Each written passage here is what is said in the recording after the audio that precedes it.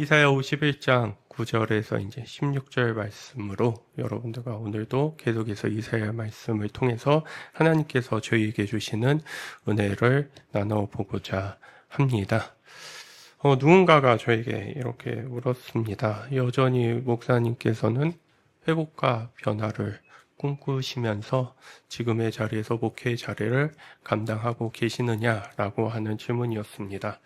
여러 가지 어려운 상황 속에서 그냥 현상 유지만 이뤄간다 할지라도, 지금의 모양과 겉모습만 유지한다 할지라도 그것도 참 쉽지 않을 터인데, 여전히 하나님의 구원을 통해서 꿈꾸시는 회복과 변화에 대한 기대를 갖고 있느냐라고 물으셨을 때 그렇다라고 얘기했습니다. 근데 그거는 제가 믿음이 대단해서 그렇다고 얘기한 것이 아니었습니다. 저도 사람인지라 여러 가지 낙담되는 모습들 안에서, 낙담되는 저의 자신의 모습들 안에서 그러한 기대가 꺾일 때가 있습니다. 그런데 그럴 때마다 주변에 하나님을 알고 그 하나님을 쫓아가는 이들을 통해 다시 마음을 다잡고 일어서는 일들이 제 가운데 있기 때문에 가능한 일이었습니다. 그 질문을 지난주에 다시 한번 확인했었던 일이 있었습니다. 유 목사님께서 돌아가시고 그 다음에 어떻게 해서든지 이제 교회를 잘 정돈하고 그 다음에 이뤄가야 하는 과정 속에서 여러 가지 것들을 생각하다 보니까 공동체를 처음으로 구성한 데도 있는데 진짜 해야 할 일을 하지 못했습니다. 그거는 뭐냐면은 잘 노는 일이었습니다. 원래 공동체를 구성하려면은 그 사람들이 믿음 있나 없나를 먼저 보는 것도 중요하겠지만, 잘 놀 수 있는지를 이제 보면서 그러한 친분과 노는 시간들을 일정 기간 확보해야 되는데, 제가 너무나도 정신이 이제 없었던지라 그 노는 것들을 빼먹고서 이제 말씀과 기도와 예배로만 나갔던 부분들이 있어서 잠시 숨을 돌리면서 이제 노는 일들도 같이 병행하면서 집중하고 있습니다. 그러면서 여러 군데를 또한 다니게 되었는데, 그 다닌 곳 중에서 교회에서 멀리 있는 좋은 것, 교회에서 멀리 있으니까 좋아야 하는 것은 당연하죠. 근데 저에게 있어서 교회에서 멀리 있는 좋은 곳보다도 더 기억에 남고 좋다 했던 곳이 바로 이 근처에 있었던 올림픽 공원이었습니다. 야, 이렇게 좋은 곳이 있었구나라고 하는 것들을 느끼면서 그냥 자리 펴놓고 의자 하나 앉아놓고 거기 앉아 있는데도 시간 가는 줄 모르고 너무 좋았던 모습들 안에서 그러한 장소가 참 좋았다라는 것을 느낄 수 있었습니다. 근데 제가 이번에 이제 올해에 요 근래에 2번 올림픽 공원을 갔었는데 그때마다 다 비가 왔었습니다. 비가 와가지고 이번 주 금요일 같은 경우에는 가야 되나 말아야 되나를 하루 종일 이제 고민해야 할 정도의 비가 쏟아지는 과정 속에서 비가 그친 것 같아서 나갔는데 아니나 다를까 이제 비가 조금씩 오는 모습 속에서 환경적인 면은 전혀 좋지 않았습니다. 날이 쨍쨍하고 햇빛도 이렇게 적당히 가려지고 바람도 불고, 또 그래야 또 하나님께서 이 날을 만드셨어, 이 날을 준비하셨어, 이런 말도 할 수 있는 그러한 날씨가 전혀 아니었습니다. 그리고 이전에 갔을 때도 마찬가지로 소나기가 이렇게 많이 쏟아지면서 자리를 접어야 되나 말아야 되나 했었던 모습도 있었고요. 그런데 그 과정 속에서 환경은 좋지 않고 불편해서 비를 맞지 않는 곳, 벤치 같은 곳에 무슨 난민처럼 이렇게 돗자리를 펴고 싸운 음식을 꺼내면서 먹고 시간을 보냈지만은 그 시간이 참 좋았습니다. 장소의 제약도 있고 환경의 어려움도 있었지만 그 안에서 왜 그렇게 좋을 수 있었는가? 왜 벤치에 앉아서 난민처럼 앉아 있음에도 불구하고 왜 그 시간이 그렇게 좋을 수 있을까를 봤더니 그 안에서 함께 어우러지고 같이 시간을 보내는 좋은 관계들이 있었기 때문입니다. 요즘에는 그런 문화가 많이 사라졌죠. 예전에는 뭐 아버지가 회사를 다니면 야유회도 쫓아가면서 여러 사람들 가족끼리 모여서 뭐 노는 시기도 있었고 동창회 모임도 있었고 그러면서 또 친한 근처에 사는 어머니나 가족들끼리 놀러 가는 모습들도 있었지만은 지금은 그런 모습들이 거의 없어지지 않았습니까? 근데 약 40명 가까이 되는 인원들이 그 비 안 맞겠다고 벤치에서 자리 펴놓고 앉아서 오손도손 얘기하는 모습 속에서 거기 올림픽공원이 10시에 마무리가 되거든요. 10시에 마무리가 됐는데 정말 딱 10시에 딱 10시까지 딱 채우고 그 비 오는 날 가운데서 함께 시간을 가지면서 오셨던 모습 속에서 이 사람들이 왜 이렇게까지 같이 있는 거지? 그리고 이 불편한 상황 속에서 누군가가 불평하고 이날을 왜 나왔어? 짜증나네, 찝찝하네, 덥네, 비 오네라고 원망하는 사람 하나도 없이 그렇게 함께 어우러질 수 있었던 그 이유가 무엇일까를 생각해 보면 하나님의 구원을 바라보며 그 구원 안에서 살고 그 다스림 안에서 거듭나고 새롭게 살아가려고 하는 사람들의 마음과 그러한 몸짓과 움직임이 있었기 때문에 그 가정들을 그렇게 만들어 갈 수 있었음을 생각해 볼 수 있습니다. 그런 모습들을 보면서 내가 왜 목회를 해야 되지? 내가 왜 주님의 길을 가야 하지? 그리고 내가 왜 복음을 전해야 하는지에 대한 부분이 희미해지거나 약해질 때 그래, 저들에게 저런 삶을 위해서 또한 하나님께서 이렇게 살라고 하시는 그 삶을 위해서 이 일들을 감당해야 하는 거지라고 생각하면서 눈으로 직접적으로 확인할 수 있는 것과 오늘 본문의 말씀처럼 하나님께서 우리에게 주시는 말씀을 통해서 확인할 수 있는 부분이 있기 때문에 목사님, 그럼 지금과 같은 상황에서도 여전히 사람의 변화를 꿈꾸고 기대하면서 하나님 안에서 새롭게 되는 인생과 가정, 공동체를 정말로 기대하고 계십니까? 라고 했을 때, 네. 그 숫자가 적을 수 있을지는 몰라도 여전히 그 길을 기대하며 그렇게 살아가기를 소망하고 있습니다. 오늘 본문에서도 그렇습니다. 포로로 잡혀가서 희망이라고 하는 것은 전혀 보이지 않는 그 환경, 그 자리에서 하나님의 말씀을 받은 그 선지자는 계속해서 이러한 말씀을 이어가고 있습니다. 9절의 말씀을 보시면 깨어나십시오, 깨어나십시오. 힘으로 무장하십시오. 여기에서 그 힘이라고 하는 것은 악을 물리치고 하나님의 선을 세우는 그 일을 감당할 수 있는 능력을 얘기합니다. 그 힘으로 무장하라고 합니다. 주님의 팔이여 오래전에 옛날처럼 깨어나십시오. 악한 세력을 물리치시고 사람을 사람답게 살지 못하게 하는 그러한 부정의한 모습들과 악의 세력들에 대해서 능력이 있는 모습으로서 권세로서 나타나시라고 하는 권면을 하나님께 요청드리면서 10절에서 이렇게 넘어갑니다. 바다와 깊고 넓은 물을 말리시고 바다의 깊은 곳을 길로 만드셔서 속량받은 사람들을 건너가게 하신 바로 그 팔이 아니십니까? 이게 무엇을 가리키죠?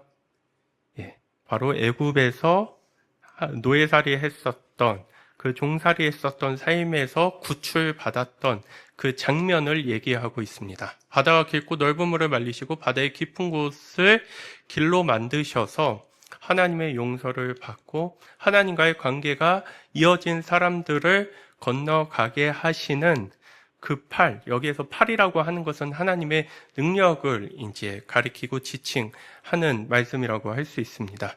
그 능력 아니십니까? 라고 하면서 하나님의 능력이 이들 가운데 임해서 이들은 하나님으로부터의 진정한 구원의 길 가운데 서는 것을 염원하고 바라는 모습을 보여주고 있습니다.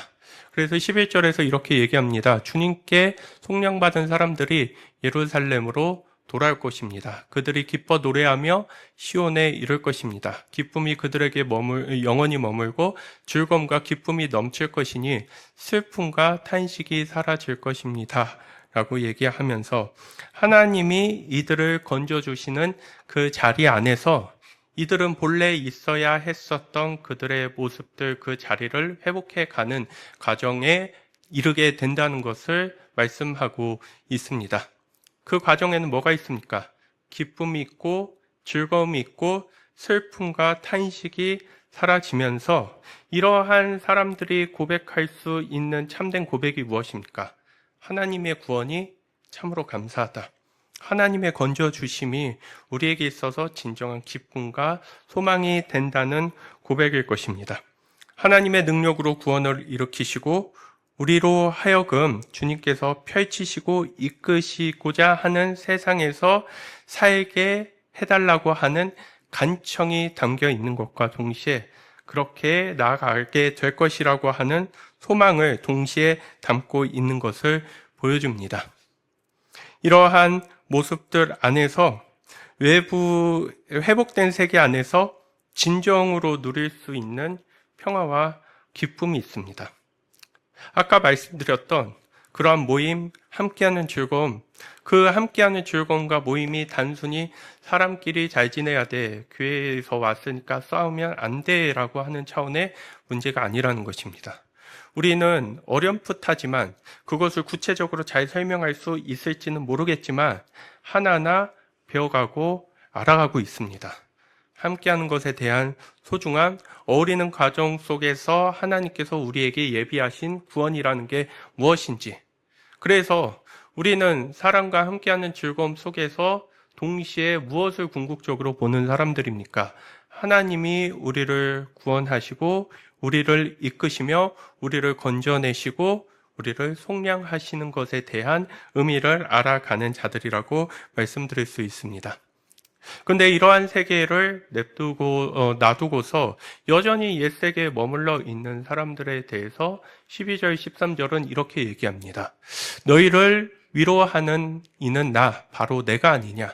그런데 죽을 인간을 두려워하며 한가풀에 지나지 않는 사람의 아들을 두려워하는 너는 누구냐라고 하면서 이렇게 이들을 위로하시면서 소망이 되시는 분은 하나님이시다라고 얘기하지만 정작 그 하나님을 바라보기보다는 당대에 가장 힘있고 권력이 있으면서 이들의 삶을 좌지우지할 수 있을 것과 같은 사람들, 뒤에는 이제 압제자로 나오는 그 사람들에 대해서 두려워하는 이들에 대해서 12절은 말하고 있습니다. 하나님의 위로를 받았다라고 하는 것, 그 위로를 받았다라고 하면은 우리가 당장 내 삶을 결정 지을 수 있는 강력한 힘에 이끌려가면서 그것들을 통해서 웃기도 하고 울기도 하고 삶의 중심이 이리저리 왔다 갔다 흔들리는 삶에 머무르지 않을 수 있습니다. 그런데 하나님의 위로를 받았다라고는 하지만 우리는 여전히 눈에 보이고 강력한 힘들, 그것들이 펼쳐져 있는 근시안적인 세계만을 쫓아가려고 하는 모습들 가운데 있는 것을 볼 수 있게 됩니다. 하나님의 위로를 받았다라고 하는 것, 그것은 곧 뭐로 나타날 수 있습니까? 두렵지만, 어렵고 힘들지만, 쉽지 않지만 하나님을 신뢰함으로 하나님께서 펼쳐주신 길을 걸어갈 수 있는 자들, 그 자들이 하나님의 진짜 위로를 받은 자들입니다. 우리에게 있어서 당장 눈앞에 펼쳐지는 쉬운 길이 아니라, 당장 나를 위해서 손쉽게 택할 수 있는 길이 아니라 어렵지만 때로는 그 가운데서 수고와 노력을 감당해야 하지만 그 길을 어떻게 걸어갈 수 있냐라고 했을 때 오늘의 이 말씀으로 그 모습들을 들여다본다면 저 사람은 하나님께서 주시는 위로를 받았기 때문에 그러한 책임을 감당하고 그 길을 용기 있게 걸어갈 수 있구나라고 하는 생각을 할 수 있습니다. 발음을 찾아갈 수 있고 피하면 편할 수 있고 책임을 덜할 수 있지만 내게 주시는 하나님의 위로가 있다면 어려운 일들을 감당할 수 있고 그 안에서 주님을 만날 수 있다는 소망을 향해서 나아갈 수 있게 됩니다. 우리는 위로를 어디에서 찾습니까?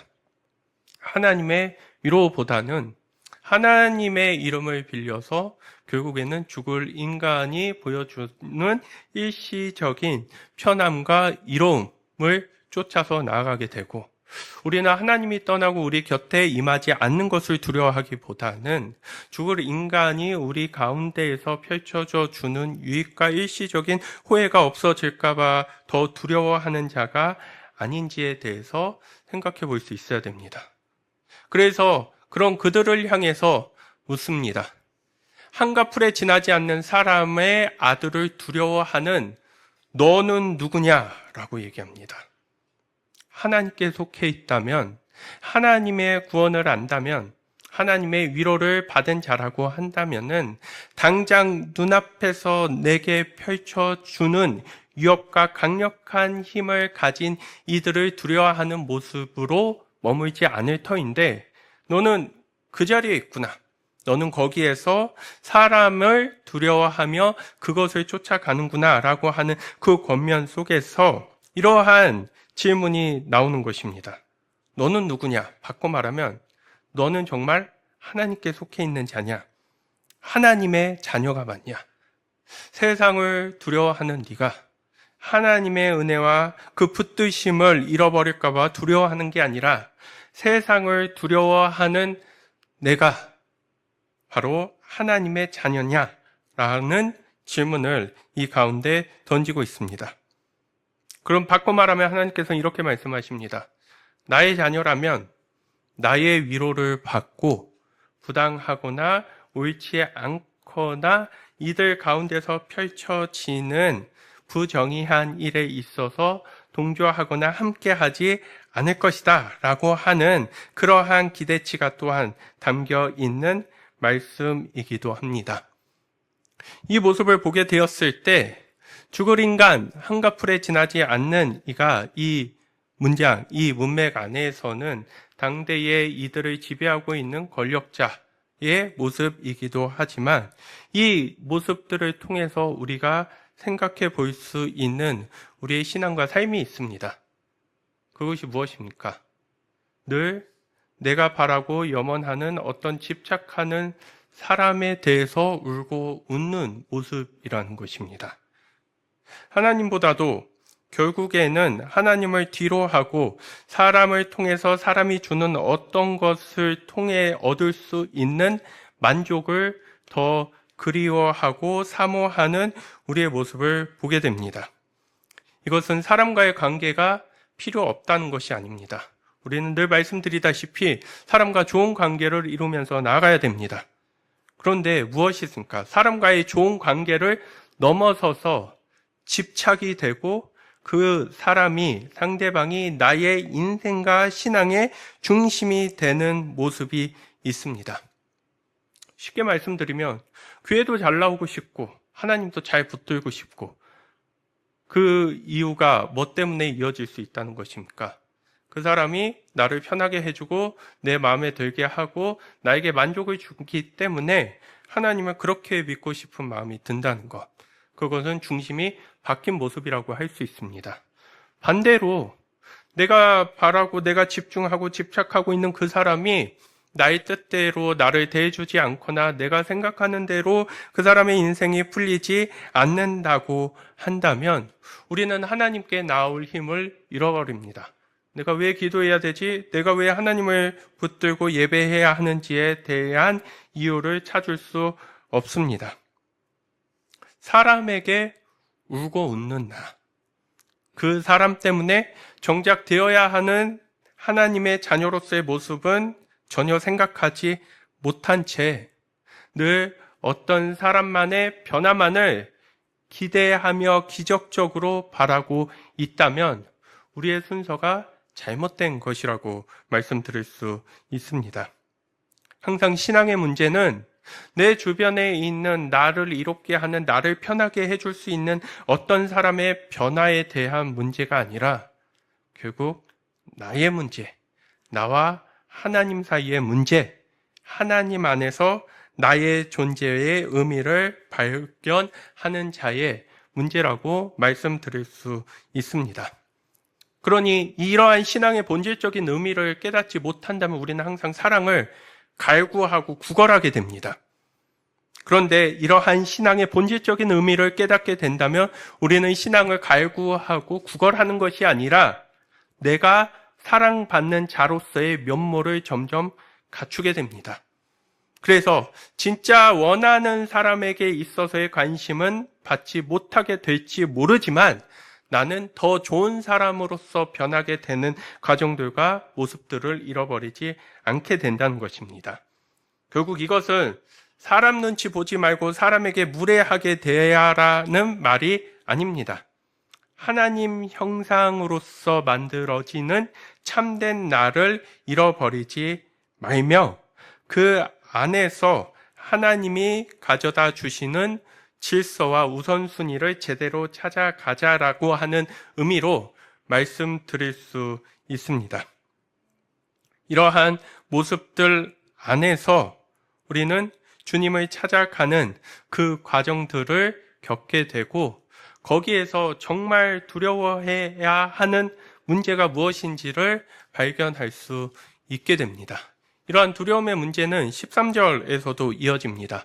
13절을 보시면 너희는 잊었다. 너희를 지으신 하나님은 하늘을 펴시고 땅을 세우신 주님을 잊었다. 압박자들이 너희를 멸망시키려고 한다 해서 압박자들의 그 분노가 두려워서 너희는 날마다 떨고 있다. 그러나 그 압박자들의 분노가 어디 있느냐라고 하면서 이들은 지금 누구의 눈치를 가장 중요하게 보고 있고 생각하고 있습니까? 이들을 지배하고 있는 압박자들이라고 하는 자들의 눈치 당대 이들을 지배하고 있었던 이제 바벨론, 페르시아 제국의 눈치를 보는 것을 가장 중요하게 생각하고 있습니다. 그런데 이러한 두려움 가운데에서 하나님께서는 너희가 정말 두려워해야 할 이, 그것은 곧 바꿔 말하면 너희가 중요하게 생각하고 고려해야 할 이가 누구냐라고 했을 때 그분이 바로 하나님이시다. 그 하나님을 두려워하는 자리 위에서 그 하나님을 고려하고 깊이 있게 생각하는 자리로 나아가야 하는 것을 얘기하고 있습니다. 우리에게는 압박자에 대한 분노라고 하는 것은 지금 지배적인 상태가 아니기 때문에 크게 와닿지 않을 것입니다. 그런데 우리에게도 이 시대를 살아가는 과정 속에서 뭐가 있습니까? 두려움이 있습니다. 그 두려움은 어떤 두려움입니까? 집을 갖지 못하게 될 거라는 두려움, 다른 사람의 자산은 계속해서 점프하고 있는데 내 자산은 그대로인 것 같은 두려움, 더 부유해지지 못할 것 같은 두려움, 더 편안해지지 못할 것 같은 두려움, 거기에서 나만 소외되고 나만 뒤처지고 나만 제외될까봐 느껴지는 두려움이 있습니다. 실제로 한 주 동안 살면서 제가 특별한 관심을 두지 않아도 계속해서 들려오는 소식이 있습니다. 그건 어떤 소식일까요? 여러분들도 다 아시겠죠? 주식에 대한 얘기입니다. 주식에 대한 얘기인데, 지금은 잘 번다. 돈이 몇 배 뛰었다. 몇 프로 이익이 났다. 그런 이야기들이 심심치 않게 이제 들리고 있는 상황이지 않습니까? 그런데 이 주식 세계 안에서 그 부러움이 훨씬 더 심하다고 하더라고요. 어떤 부러움일까요? 1년에 3, 40% 이렇게 수익률을 내면은 잘 내는 거지 않습니까? 네? 아닌가요? 그걸로는 부족한가요? 그걸로는 인생의 역전이 안 되나요? 그 정도 내면 잘 내는 건데, 그 3, 40% 내고, 네? 심지어 100%를 내도요, 누구를 보러 한다는 거죠? 200%, 300%. 삼성전자를 10만 원에 샀어도 이익을 보는 사람은 10만 원에 사서 너무 다행이다가 아니라 왜 5만 원대에 더 많은 양을 사지 못했을까에 대한 아쉬움으로 가득 차 있으면서 이렇게 호황기 시절에 나만 돈 못 벌까봐 하는 두려움, 나만 더 뒤처질까봐 하는 두려움. 실제로 그렇습니다. 이것을 제가 언젠가 설교 때도 말씀드린 적이 있는데요.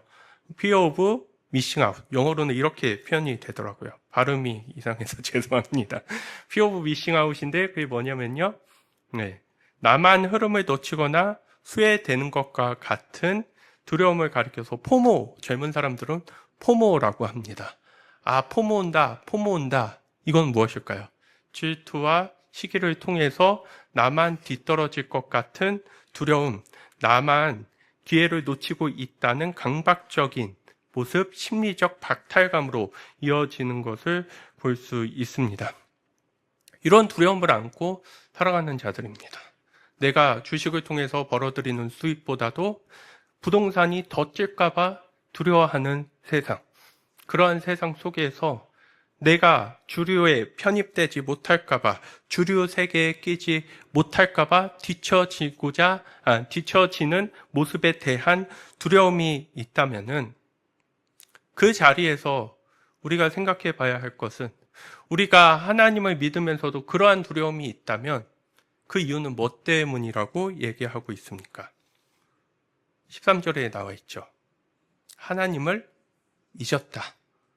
너희를 지으신 하나님, 하늘을 펴시고 땅을 세우신 주님을 잊었기 때문에 나타난 모습이라고 할 수 있습니다. 그러니까 정말 안타까운 것은 무엇입니까? 그리스도인에게 정말 안타까운 것은 하나님을 잊어버리고 스스로의 힘으로 살아가는 사람들이 세워놓은 기준에 들어가지 못하는 것을 바탕으로 내 인생이 잘됐다, 못됐다를 판단하고 거기 안에서 부러운 것이 있고 비교가 있는 것을 보는 것입니다. 그런데 그러한 우리의 모습 안에서 하나님은 정작 우리에게 정말 가르쳐 주시고 들려주시고자 하시는 말씀은, 그런 너희의 감정과 부모 속에서, 두려움 속에서 하나님을 기억하고 있느냐라고 하는 질문을 우리에게 던져주십니다. 하나님을 잊은 우리는 내가 왜 태어났고 이 세상을 어떻게 살아야 하는지에 대한 의미와 목적을 잃어버리게 되고, 또한 무엇도 잃어버립니까? 끝을 잃어버리게 됩니다. 끝을 잃어버리기 때문에 영원히 살 것처럼, 영원히 죽지 않을 것처럼 생각하는 모습들에 갇혀 있는 것을 또한 볼 수 있습니다. 결국 여기에서 말하는 하나님을 잊었다라고 하는 것은 동시에 뭐를 잊었다는 것입니까? 나를 잊었다. 내가 어떤 자인지 잊었다. 어떻게 살아야 하는지 잊었다라고 하는 모습으로 이어지는 것을 볼 수 있습니다. 하나님을 잊은 우리는 그래서 떨고 있습니다. 여러 가지 불안, 미래에 닥쳐오지 않는 일들에 대한 염려와 두려움이 있고 공포가 있습니다. 이제 우리는 하나님을 떠난다면 모든 것을 우연과 운에 맡기면서 불확실한 세계에 자기 자신을 던져야 됩니다. 거기에서는 위로할 이도 없고 의지할 이도 없고 질서와 균형을 찾아가면서 나의 앞길을 인도해 줄 이도 없습니다. 그래서 하나님은 우리에게 말씀하십니다. 네가 어떠한 자인지를 찾고 싶고 어떻게 살아야 하는지를 알고 싶고 어떤 인생을 향해 나가야 하는지를 알고 싶다면 무엇하라는 것입니까? 하나님을 기억해라 라고 하는 말씀으로 우리를 초청하시는 것입니다. 그러면 여기에서 바로 우리의 설교의 제목이 나옵니다. 누가 잊었습니까? 라고 하는 제목입니다. 우리는 누가 잊은 것 같습니까?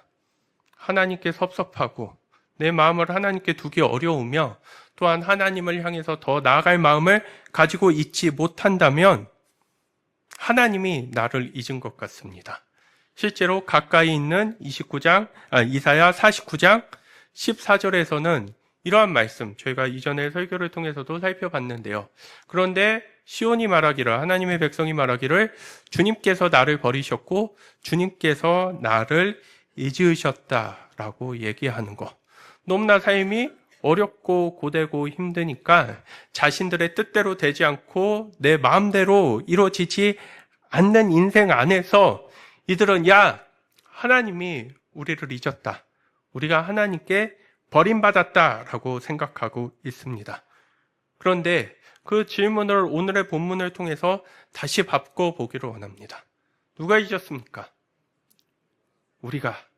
내가 하나님을 잊었기에 어디 서 있는지, 어떠한 자인지, 무엇을 해야 하는지, 어떻게 살아야 하는지가 다 엉망이 돼버리고 어지럽혀져 있는 상황 가운데 있는 것은 아닌지 생각해 봅니다. 우리를 지으시고 인도하시는 하나님은 우리가 기분 좋을 때는 계시고 내 심기가 불편하고 마음에 들지 않을 때는 안 계시는 분이 아닙니다.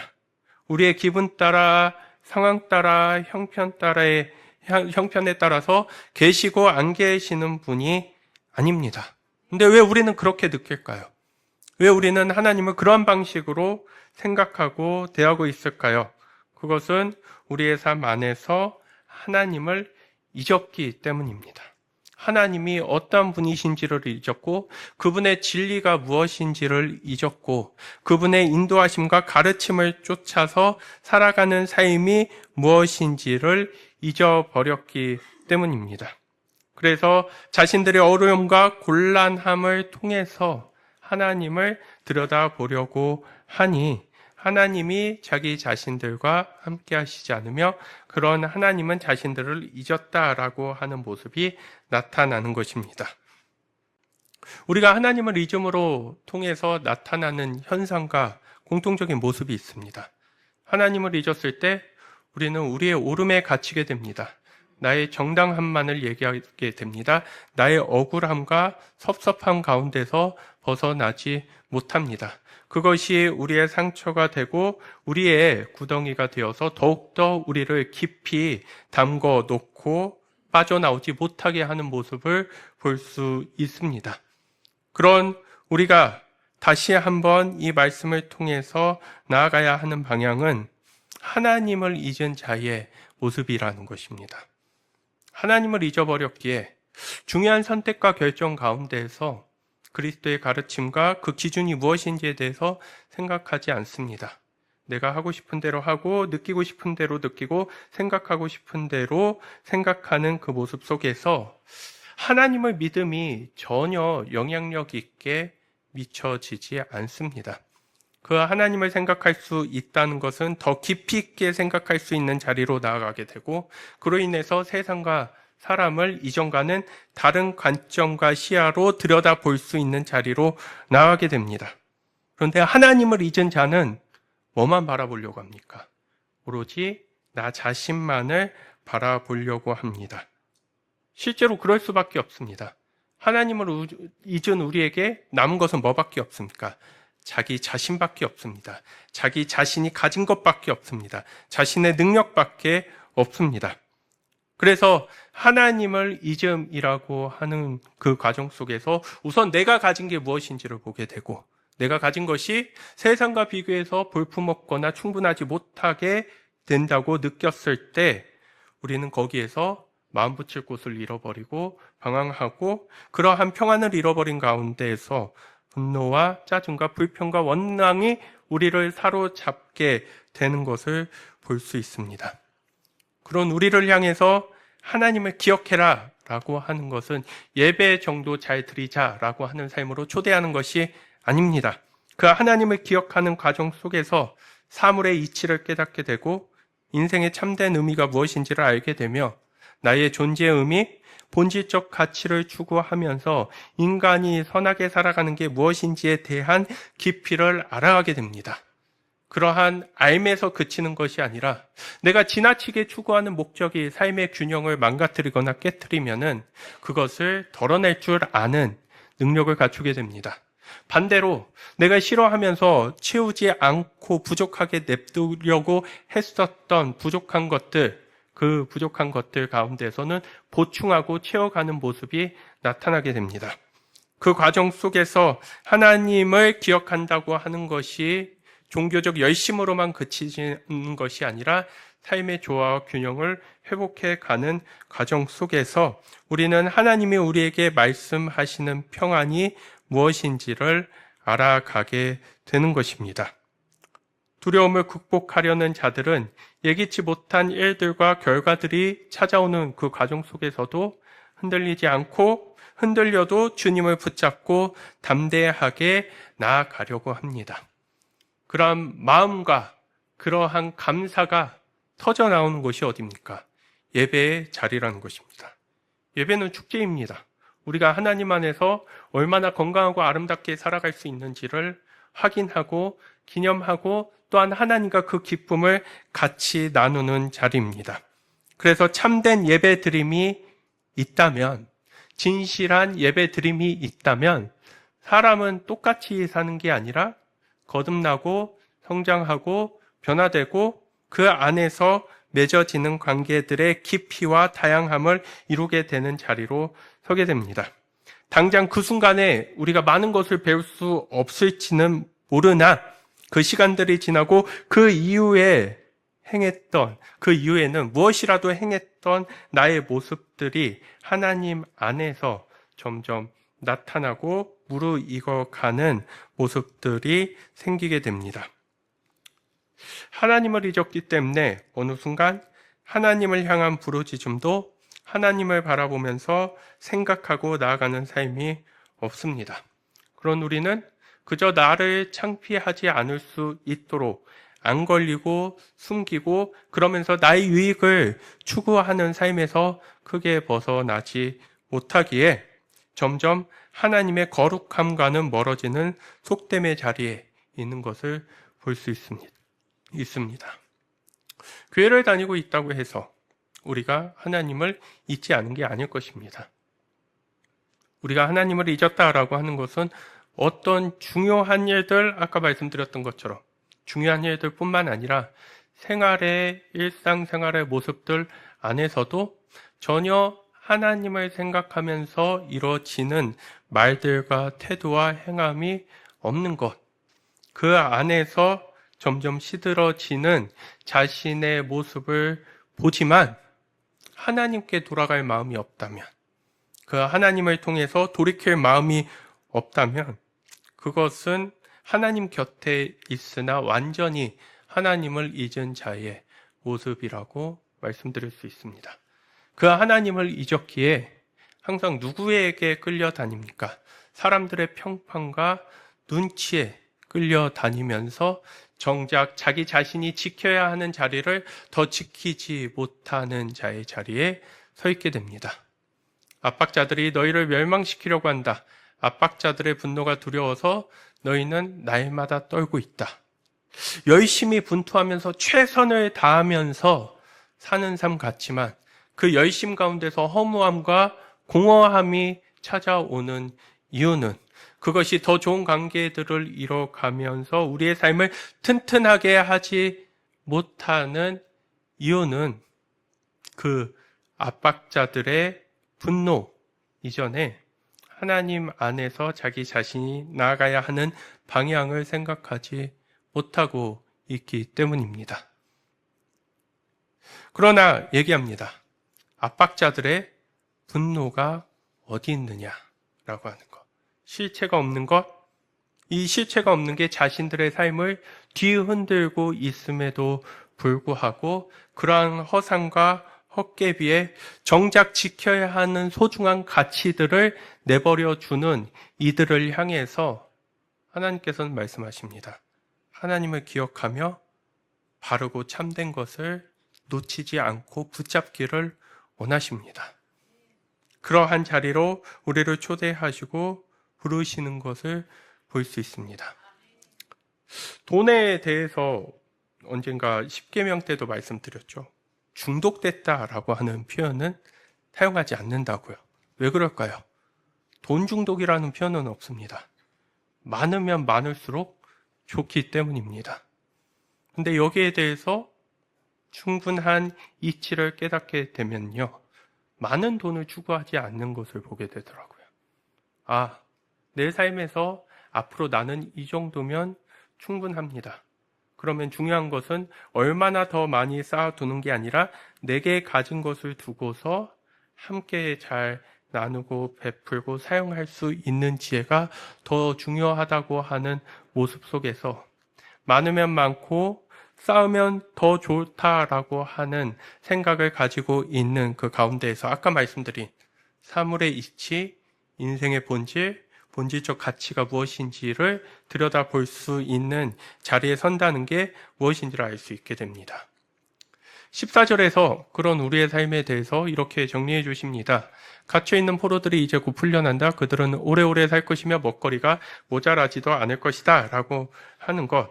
하나님을 기억하라. 라고 하는 것은 곧 바꿔 말하면은 이 당시에 포로들이 살게 되고 다른 사람들의 손에 붙잡혀가지고 끌려오게 된 노예들의 일반적인 삶이라는 것이 있습니다. 그런데 하나님께서는 그러한 보통의 모습들로서 이들을 이끌어 가지 않으신다고 예시하십니다. 뻔하게 예측할 수 있는 모습들, 생각해 왔던 대로, 봐왔던 대로 흘러가지 않도록 하신다는 것, 그것이 구원입니다. 우리가 익히 봐왔던 많은 사람들이 보여주는 그 모습들, 하나님 없는 사람들이 추구했었던 사람들의 보편과 다수를 차지하면서 만들어졌던 흐름 속에 우리를 놓아두고 우리를 그러한 삶을 살도록 하지 않으실 것이라는 하나님의 구원과 하나님의 약속이 이곳 가운데 나타나는 것을 볼 수 있습니다. 하나님을 믿는 나는 이전과 같이 살지 않을 것입니다. 하나님을 믿는 나는 내가 자라왔던 대로 아이를 키우지 않을 것입니다. 하나님을 믿는 나는 내가 봤던 부부의 모습을 넘어서서 더 좋은 삶을 살고 그것을 흘려보낼 수 있는 자의 자리로 나아갈 것입니다. 포로들이 사는 게 똑같이 쟤네들이 사는 게 뭐 별 기대할 게 있겠어 라고 하는 세상의 통념과 그들을 향한 손가락질에 대해서 아니야, 그들은 늘 갇혀있는 자가 아니라 풀려날 자가 될 것이고 그들은 단명하는 자가 아니라 오래오래 살 것이고 그들은 늘 굶주리면서 궁핍한 채로 머물러 있는 자들이 아니라 다른 삶을 살게 할 것이다. 내가 보고 느끼고 생각했던 방식대로만 흘러가게 두지 않으실 것이라는 것을 하나님께서는 말씀으로 보여주십니다. 그럼 뭐 해야 됩니까? 그런 하나님께 뭐 해야 되죠? 편승해야죠. 그러한 하나님의 손을 붙잡아야죠. 그러한 하나님의 초청에 올라타서 시간이 계속 흐르고 있는 과정 속에서 여러분들의 눈으로 직접 확인해 보시기를 바랍니다. 그 가치를 쫓아서 살아가는 삶이 1, 2년, 3년, 5년 지났을 때는 그냥 그런가 보다 했는데 과연 다를 수 있을 것인가? 과연 사람의 인생과 삶을 다르게 만들 수 있을 것인가? 라고 했을 때 여러 가지 실패와 어려움 속에서도 저는 여전히 그 삶을 꿈꾸고 그것을 붙잡고 그 방향을 향해서 다시 일어날 수 있는 계획들과 준비들을 차근차근히 이뤄가며 또한 준비하고 있다는 말씀을 드릴 수 있을 것 같습니다. 16절의 말씀으로 이제 말씀을 정리해 본다면 나는 주 너의 하나님이다. 이건 15절 말씀이고요. 16절 말씀을 보여주시면 내가 나의 말을 너의 입에 막히고 나의 손그늘에 너를 숨겨준다 라고 하는 말씀. 결국에는 제가 이런 일을 할 수 있는 것은 저의 대단함과 저의 능력이라고 하는 부분이 아닙니다. 열심히 두려움을 극복하며 여전히 하나님의 복음과 진리되는 삶을 외쳤을 때 다가오는 실패를 두려워하지 않을 수 있는 것은 실패하지 않음에 대한 문제가 아니라 하나님의 손끈을 밑에 나를 숨겨주는 그 은혜를 기억할 수 있기 때문입니다. 그 그늘 밑에 거하고 있다면 주님께서 보여주시는 그 세상을 향해 끊임없이 정진하며 나갈 수 있겠다라고 하는 소망을 갖게 되는 것입니다. 내가 나의 말을 너희 입에 맡겼다라고 하는 것. 주님의 말씀을 저같이 부족한 자에게 맡겨주셨을 때 그것은 단순히 선포하라라고 하는 차원을 이야기하는 것을 넘어서서 하나님의 귀한 말씀을 여러분들의 마음에, 여러분들 입에, 여러분들의 신앙에 심어주셨을 때 그것은 단순히 말하고 나누라고 하는 차원을 넘어서서 용기를 가지고 두려워하지 말며 하나님의 손그늘을 생각하며 뭐하라는 것입니까? 그것을 담대하고 용기 있게 살아내라고 하는 요청이 담겨 있는 것이라고 말씀드릴 수 있겠습니다. 오늘 말씀을 통해서 누가 잊고 있는지를 다시 기억해 보시면 좋겠습니다. 하나님을 잊은 우리가 혼자 살 수 없다는 것을 알아서 결국 붙잡는 게 내가 집착하는 사람과 내가 집착할 수 있는 힘이 있다고 하는 것들이라 한다면 우리는 그것들을 잠시 내려놓고 우리가 진짜 붙들어야 하는 주님이 어떠한 자인지를 다시 볼 수 있는 자의 자리로 나가야 됩니다. 그것이 하나님이 우리를 회복하시는 과정 속에서 우리에게 원하시는, 우리에게 바라시는 진정한 하나님의 마음이자 뜻임을 기억할 수 있어야 됩니다. 하나님을 잊은 자로서 하나님을 기억하는 자로, 하나님을 기억하기 위해서 여러 가지 일들도 중요하지만 결국 자연스럽게 이루어지는 나의 말과 행동과 삶에 있어서의 중요한 선택과 결정이 궁극적으로 무엇을 다 지향하고 가리키고 있는 것이 되어야 한다는 것입니까? 하나님을 기억하고 있다는 것이 되어야 함을 기억하면서 꼭 명심하시기 바랍니다. 하나님이 우리를 잊은 게 아닙니다. 하나님이 우리를 잊은 게 아닙니다. 하나님이 멀리 떨어지며 우리의 관계가 소원하다고 느껴지는 그 지점은 하나님이 우리를 잊은 지점이 아니라 우리가 하나님을 잊은 지점이라는 것을 기억하시면서 그것을 다시 연결시키고 복구하면서 진정한 회복의 자리로 나아갈 수 있으시기를 주님의 이름으로 축원드립니다.